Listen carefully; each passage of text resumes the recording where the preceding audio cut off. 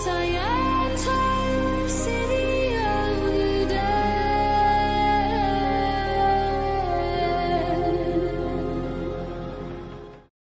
A Demon's Heart by Walbert and Audia. Walbert walks down the street, coming from the church. The place had been unusually empty. As he turns the corner, he spots the demoness Audia. He smiles and raises a hand in greeting. "Hi there, Audia! Nice to see you!" Coming closer to talk to her. Audia walks lazily over the empty street, playing with a spinning sphere floating over her palm, when she hears a voice and turns her head that way, seeing Walbert. "Hey there, volley boy! How's it going?" She greets him with a friendly voice, but blank expression. Walbert lets out an exasperated groan. Really, Audia? Still on the boy thing?" He throws his hands up in playful annoyance. "Doing well, you know," nodding towards the library with a gesture of his head. "Wondering if you managed to reach the top echelon yet." He gives a shrug. He was aware it might take her a few days. She had said she would look into it, and he was sure she had been honest. "But how about you? You look," his voice carrying, "as if you've seen a ghost. What's on your mind?" Audia keeps the same flat face, even though her friend was being playful. She puts her free hand on her hip and tilts her head a little. "Not the top, but I suppose he might have gotten the notice by now. You know, he's a busy guy, but I'll think he'll reach you soon." Then she blinks, pausing for a few seconds before speaking with a small shrug of her shoulder. "I'm a demon, Volley. Don't expect me to be all jolly and smiley." Walbert looks at her closely, dipping into a little bow. "Thank you for the efforts on the matter." She had the sphere in her hand, and she looked different from the last time he had seen her at the pier. Darker, more forlorn. Something was on her mind, his voice calm but honest. "For me, you are Audia, a person on her own right, no matter of your origins." It was true, a warm expression in his eyes. "If you ever want to talk over what troubles you, I'm told I'm a decent listener." Not that anyone actually ever called him that. Audia nods as a silent reply to a thank you and looks him right in the eyes without blinking.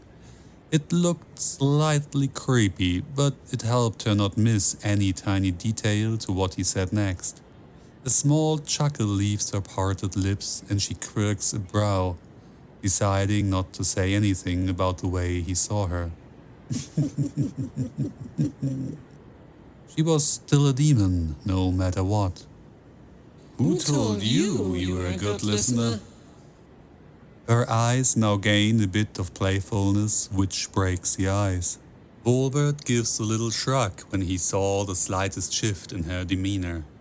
He was well aware what she was, the sphere a more than clear reminder, but everyone chose their own path. It's what he wanted to believe, or the alternative, to just be a plaything of fate where everything had been decided for you, no matter what you did, was a depressing thought and one he wasn't ready to accept. He smiles, but keeps her gaze with his own. "Well, a gentleman stays quiet and enjoys the trust placed in him.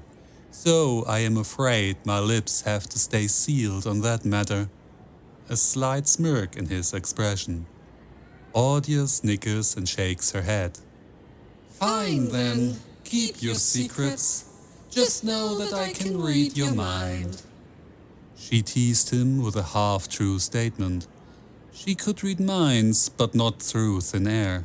She would have to physically touch the other person in order to be able to get inside their head. However, she wasn't planning on revealing that to Walbert yet. Volbert, on the other hand, was fully aware she was an empath, but also that his mind was armored, though it might be weaker right now with his current seeming separation from the light, and more dangerous being since the demoness had tried and failed before. So he wasn't all too worried by her words. Plus, he considered her a friend, so while, yes, she was a demon, he was sure their friendship meant something to her as well. Well, be that as it may, I appreciate you not reading my mind. After all. He laughs quietly. I don't want to scare you with what is in my mind. Nodding at the jewelry at her leg. Though I do admit, I never expected you, seeing you wear a cross, even if it's merely jewelry. Why the change of heart? Audia makes an unamused face. Really now? Scare me? Then looks down to the hanging cross on her thigh. She keeps forgetting it was part of this outfit. Beauty is pain. She lied. Ordinary crosses didn't hurt her. And don't let your eyes wander too much. Look me up. Here. She points at her eyes with 2 fingers. Volbert raises an eyebrow at her words. He really had not meant it in any disrespectful way. Clearing her throat to pass over the rather embarrassing moment. Well, especially in a run-down city as this one, with the only spa in town costing an arm and a leg to join. It was a rather sad attempt at a joke, sobering up quickly enough. He adds with a rather low voice. We might all have things in our past we aren't proud of. Audia sighs at his attempt of a joke and then raises an eyebrow. We are not exactly saints, Volbert, and this is not exactly heaven. She looks around for a moment, then back at him. I have done unspeakable things in my past that I... Her voice trails off. Volbert brings a hand to his face and readjusts his glasses. That is true. We are certainly not saints, and at times even driven to become the devil himself. Thinking about her words, he briefly wondered what it was that waited on her. Though her words created the picture of a rather detached character, he wasn't so sure if she really was. Looking at a spot above her head for a moment, as if expecting to see something. If he had to bet, his money was on the fact her past was what kept her moving the direction she had started on a long time ago. The one that had her been ridiculed by others. He reaches out and, if allowed, would ruffle her hair. Let us not get too gloomy, Audia. So, have you explored the entire city yet? Or is there still somewhere you want to look around?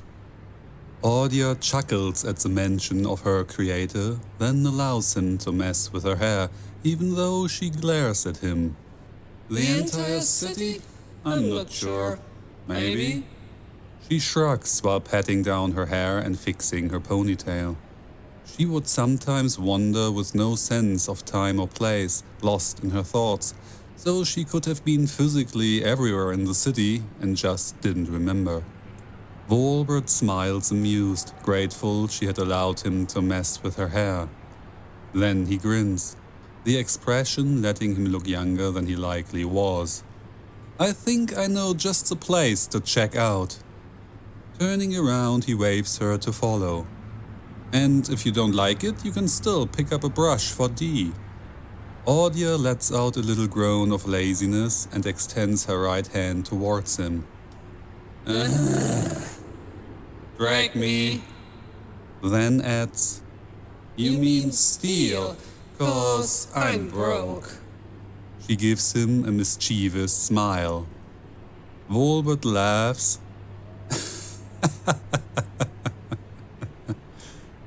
And pulls her along by her hand.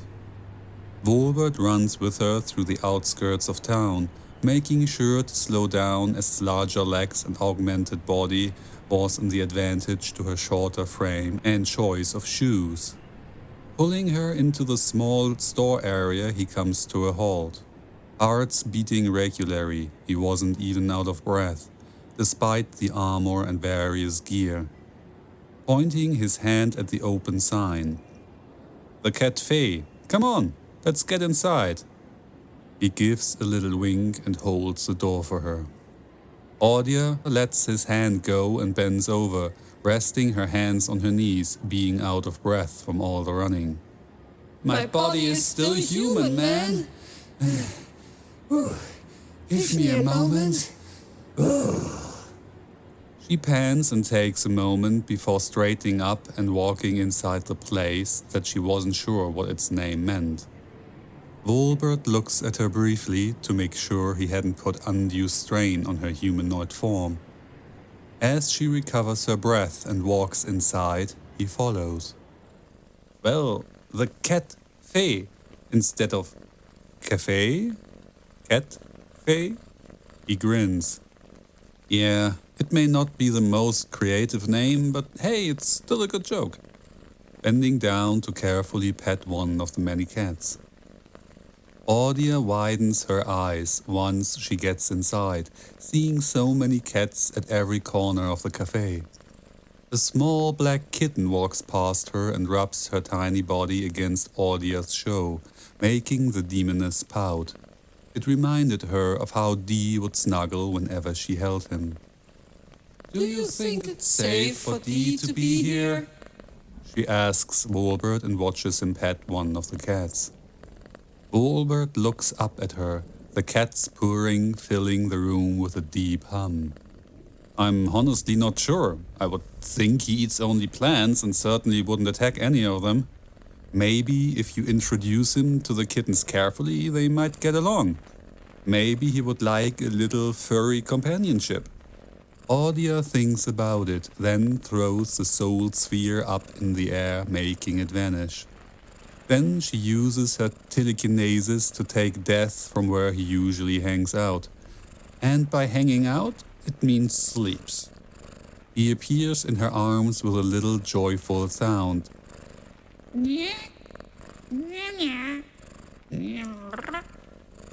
That makes the demoness smile. Hi, love. Did I wake you up? She asks the little panda, who lets out another adorable noise as if he's talking back to her. Wolbert watches her as she summons the panda with her abilities. The fury creature looked a bit sleepy but happy to see the demoness.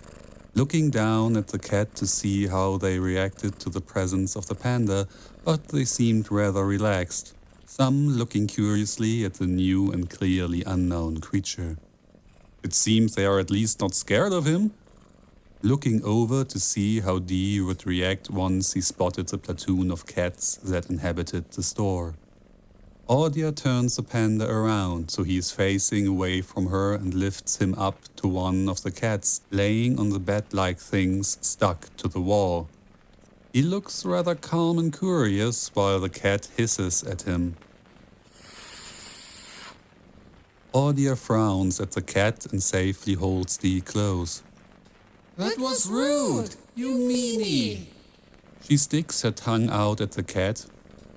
Bleh. Before walking away and sitting across from Wolbert. Cats are mean. Wolbert hushes at the cat that hissed at Dee. Shush. Not mean, just scared. They likely have never seen a panda before. Running a finger down the cat as it moves into the touch. See, they are friendly.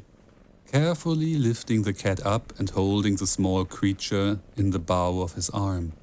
Patting it between the ears as it looks over at Dee with big eyes, sniffing the air, the tail moving from side to side, showing the animal's slight agitation. Still, he looks around. I figured it would be a relaxing place to visit. Hardly anyone around, so the cats are usually happy to have some company. Audia holds Dee close as he seems to have fallen asleep by now. Scared by this adorable fluffy panda? She narrows her eyes at the cat who hissed. Then she shrugs while looking at the decoration around the cafe. Typical human spot. Very bright. What a scenery behind. She points behind with her thumb at the abandoned-looking part of the city. Wolbert follows her thumb with a chuckle. Well, the city certainly has seen better times.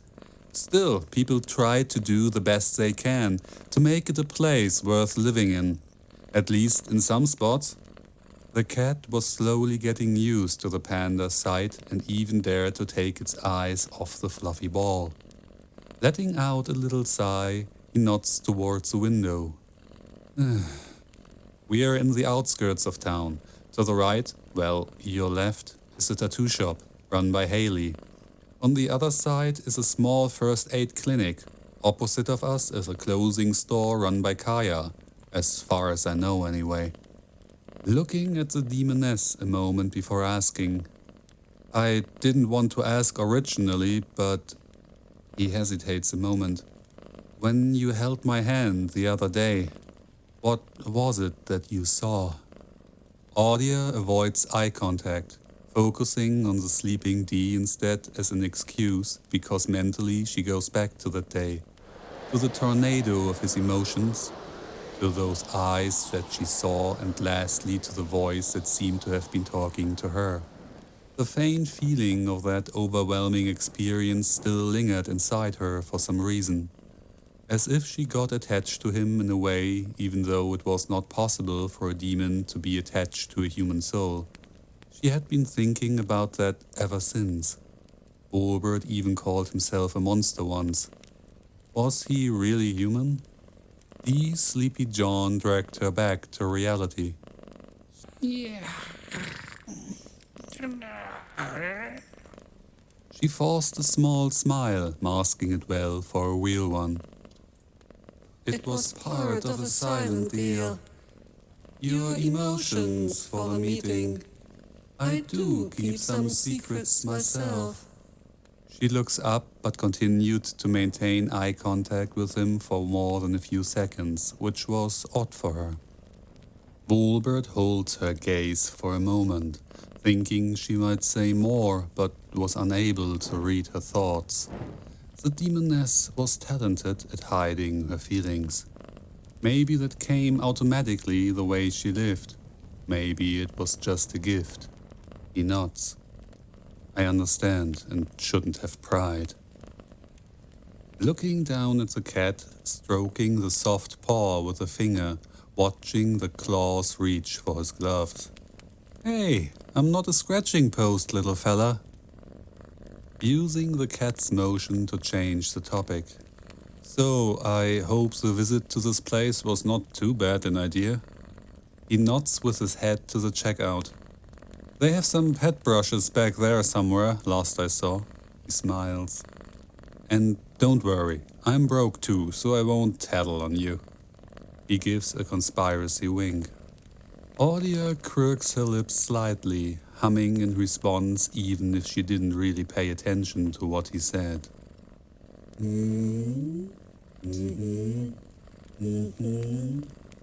This time not being able to mask her joylessness quick enough, and the emptiness in her eyes was visible, but she quickly blinked a few times, looking normal now, and glanced at the man. If you're done petting your kitty, we can leave. If not, we can still leave. You can hold Dee instead. She says and stands up. Wolbert raises his eyebrows as he finally realizes her state of mind, putting the cat down gently for it to walk back to its packmates. For a moment he looks as if he's about to ask her to take a seat again, but then gets up himself to get closer. Sure, if it's okay for Dee to hang out with me a little bit. Slowly reaching out with his hands, waiting for her to hand the panda over to him. Where do you want to go? His voice low. He thought it best to let Audia lead the way to a place she was comfortable in. Audia looks at his hands and slowly lets him take her panda, almost hesitantly. She then turns around and opens the door before replying. To the shore. AKA her favorite spots above Earth. Wolbert makes sure the panda is settled securely before following her, wondering where she brought him. It's okay, Dee. We are going to get some fresh air. Audia walks with her arms crossed, occasionally looking at Dee, who's sound asleep in Wally's arms, and in silence, she leads the way to a hidden calm beach, exactly what she needed. Wolbert follows Audia through the ruined suburbs. Out here, there was no way anymore to deny that the world was fucked. Ruins and rubble littered the way. Things moved in the shadows, much too big to be rats. Whispering to Dee, "It's okay, buddy, we are safe." Though he wasn't all too sure about this. As Audia leads him down the winding path to the beach, the sound of the waves is a gentle backdrop as the poisonous water washed over the sand. As they came to a halt, he sinks down into the sand, holding the sleeping panda, and takes a seat. She takes a deep breath in and slowly out before deciding to speak first.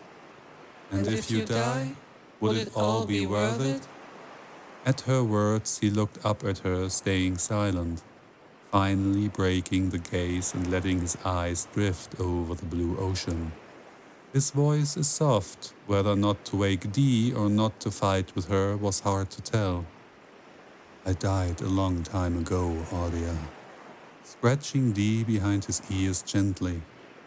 "But instead of being sent to hell to pay for the things I did, I was offered a deal by my employer to work for him. Needless to say, I accepted. For a long time, only the constant hum of the waves can be heard as they crash onto the sand. The air smelled of salt and algae. For a long time I was..." He looks for words. "A reaper, an angel of death." He shrugs. "And I suppose, in a way, I still am. Though I haven't heard the voice since my escape from the abyss.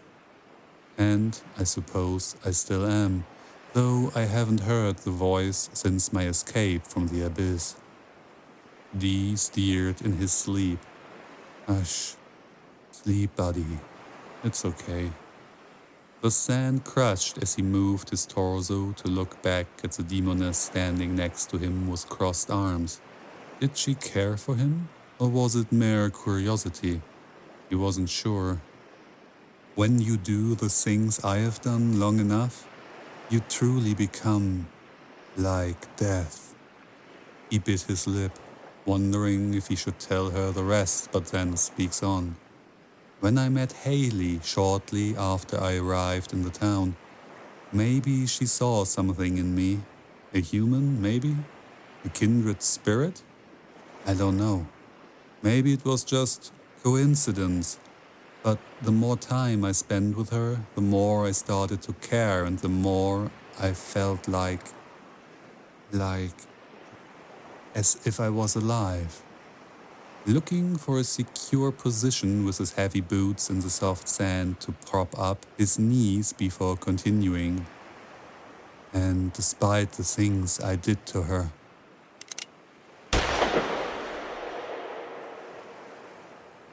In his mind, he sees Jay Pierce bleed to death on a wooden floor in an old house, a large hole in his throat. She forgave me. He gave the top of Dee's head a little nose kiss. And now that I learned her life is in danger of being lost, I will do whatever I can to save it. Finally, he looks back at Audia. So yes, it is worth it. And if my destruction is what it takes so she might live a happy life, then yes, I will pay that price willingly. Audia gulps, starting to feel unsafe the more he talked. His words fell into the right places. It explained the reasons why there was something about him that didn't feel normal, right? Turns out he's an angel himself, or at least that was what it made sense to her right now, and that was all she needed. I fucking knew you would be one of those fucking assholes. She muttered, her teeth clenched. Give death back, and if you try moving a single finger wrong, I will kill you just like I've killed those bastards. Her eyes have darkened, her voice icy. Her smoky aura intensifies as she takes a step closer. Wolbert looks at her. There's no fear in him, just a sense of calm. I am going to get up now. His voice even, carefully getting up, first on one knee, then pushing himself into a standing position to look at her. The glasses are clear. Carefully, he moves Dee over to his left arm, waiting for her to come closer and closer. He doesn't retreat, waiting for her to take another step closer. Almost imperceptible, turning his hips, moving Dee a few inches further to the side, forcing her to come closer. Then, as she reaches for the panda, he uses his right arm to pull her into a hug against his body, holding her, comforting her. He didn't know what had happened in the past between her and those fuckers, but she was his friend and he was there for her. With Dee in his left arm and his right pulling her against his chest. There is not much he can do to defend himself at this close a distance should she choose to attack. Audia is making eye contact with him and takes a slow step forward, reaching for Dee, when suddenly she finds herself bumping against his body and his arm trapping her into his embrace. Her eyes widen dangerously, as her first reaction would be to blast him away, but Dee was there and he would get hurt. As her mind calculated those moves, her breathing getting uneven while his emotions seeped through her, just like the other day, only less intensely. The rage she was feeling only transformed into something else, something softer. She didn't like that, but there was no escape. She winced, being able to feel what was impossible just moments ago, and before it got too much, she let go. A sob escaped her parted lips, and tears came flowing like two rivers down her cheeks.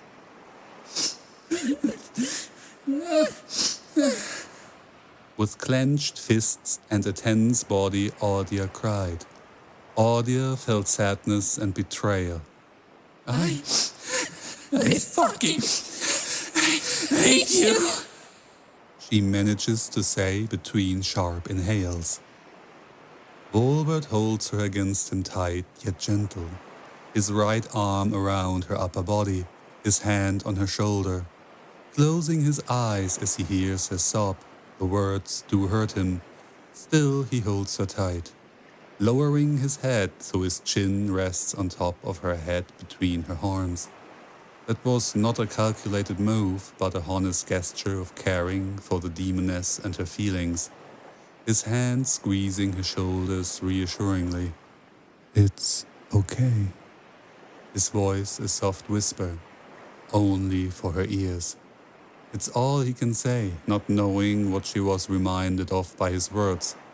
He wasn't an actual angel, just a construct, nothing but a war machine, engineered and modified in a lab a long time ago, letting her throw all her hate at him, all her despair, all her fears. I got you, Audia. The deep, gentle tone. It's not bragging or triumph, but his willingness to help her through her past, that he was there for her. Wolbert slowly brings his left arm closer so she can touch and pet Dee, the panda looking at her with big eyes.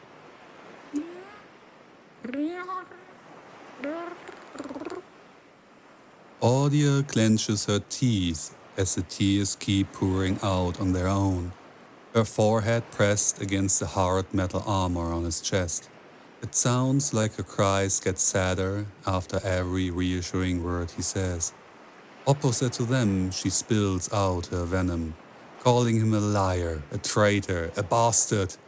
Yet she is already surrendered, feeling too weak to fight him. Was that what sadness did to humans too? A soft, furry presence approaches her right side, and she slowly lifts her hand to blindly scratch under Dee's chin. She could not look at him right now, not in this miserable state. Bulbert doesn't move away, doesn't retreat, but holds her, no matter the words she throws at him, not leaving her. In this moment, he's a gargoyle, a silent guardian for the crying demoness. He truly did care for her, so he holds her tight, no matter if it takes a minute or an hour. Out here at the beach near the ocean, poisoned by decades of human abuse, the world seems rather small.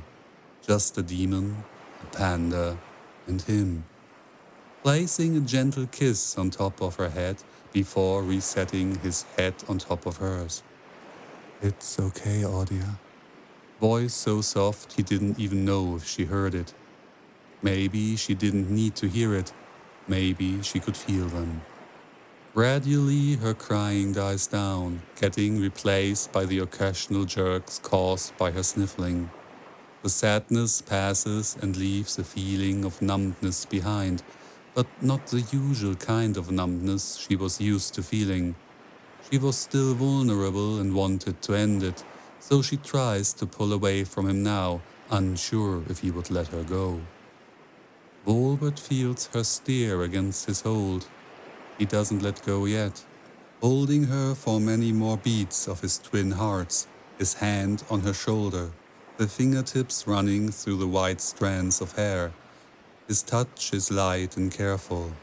Only after she repeatedly tries to push away, he lets go, very slowly, letting his arm sink, opening a way for her to retreat, but not pushing her away or stepping back himself. His continued presence an offer to stay as long as she needed. He blinked a few times to clear the wetness in the corner of his eyes, to hide the traces of tears.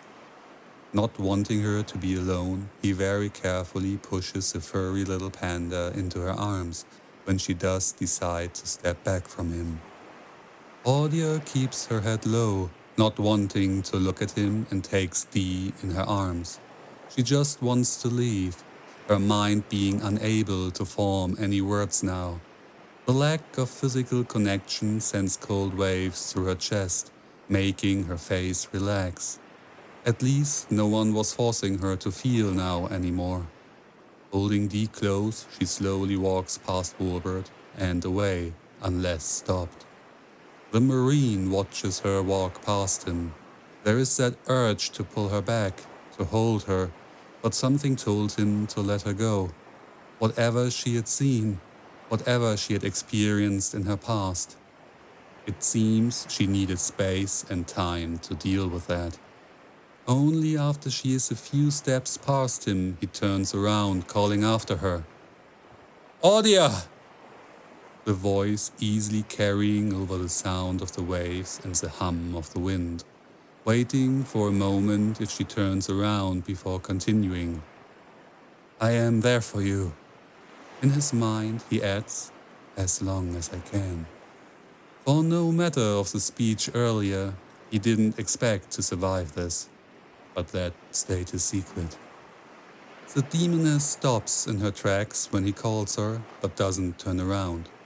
She can't. His words make her embrace Dee tighter. Her world is falling apart, the same way it did over 2 centuries ago when she learned that she was brainwashed into thinking that the human race was worthless. She got proved wrong.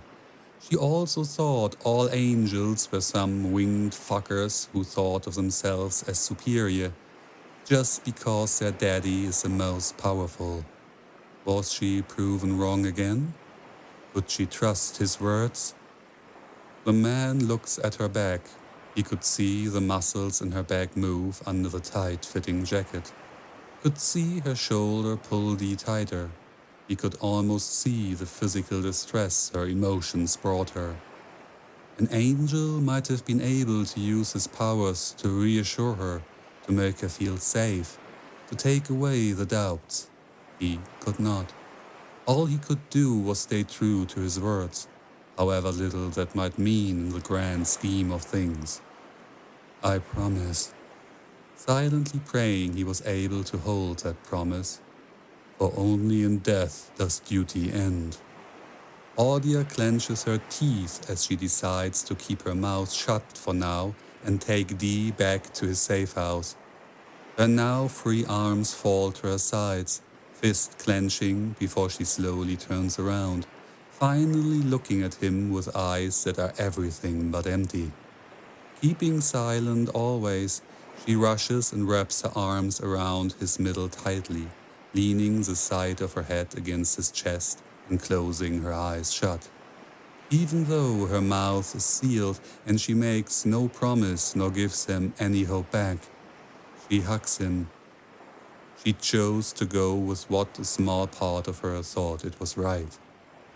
Wilbert stands still as she rushes towards him. As she's about to crash into him, he relaxes his back and bends his knees slightly for her not to hurt herself, as he was easily 4 to 5 times her weight, maybe more. There's a surprise on his face as she wraps her arms around him, but it is short-lived and replaced by a grateful smile, though she cannot see it. Gently placing one arm around her back, holding her carefully, his other hand strokes the top of her head in a calming and reassuring way. The Marine doesn't break the silence of her approach, instead opting to share this moment with her at her own pace and by her rules. Audia holds onto him for a while, for she does not know when the next encounter could be or how it would go. So instead, she just embraced the warm feelings of this foreign act to her. She almost never affectionated with people, because she didn't really see it as necessary. Perks of being a soulless creature, you can call it. But in this moment, she was more than that, and it felt right. Wilbert holds her against his body. He didn't care she had no soul, for in this moment he knew without a doubt she had a heart. 2 shapes on an empty beach, silhouetted against the horizon they stood, the demon and the monster. His arms still hold her tight as the last light of the day finally sinks behind the horizon and darkness settles about the beach like a cloak.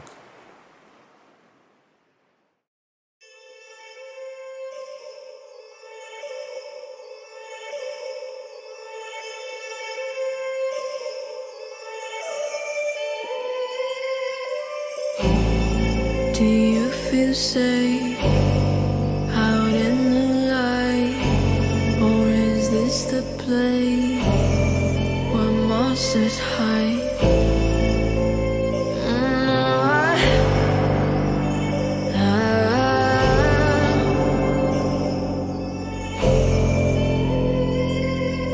You're not such an easy target. 1 minute I know you, then I don't. I know you, then I don't. You're not such an easy target.